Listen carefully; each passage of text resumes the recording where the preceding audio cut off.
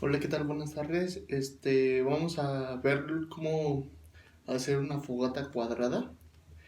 Principalmente tienen que ser troncos grandes, poquito grandes. En esta ocasión pues no tengo troncos, lo voy a hacer con madera. Principalmente se ponen dos troncos grandes, los más grandes que se tengan.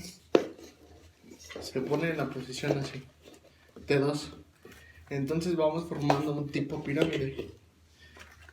Dos y dos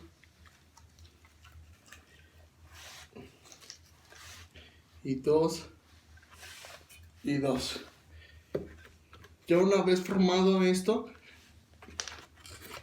dentro de este se ve como un hueco. Entonces ahí es donde tenemos que depositar lo que es la yesca, plantas, cualquier cosa que pueda prender.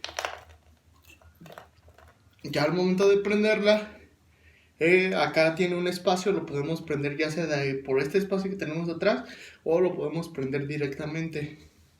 Para poderlo apagar es como todos, le puedes echar agua o puedes ir, ya una vez agarrando, puedes agarrar uno de estos y lo puedes ir apagando. Con el mismo tronco lo puedes ir apagando siempre y cuando obviamente no esté prendido el tronco. Y asegurarte de que lo apagues bien para evitar que se incendie o que se quede prendido. Gracias.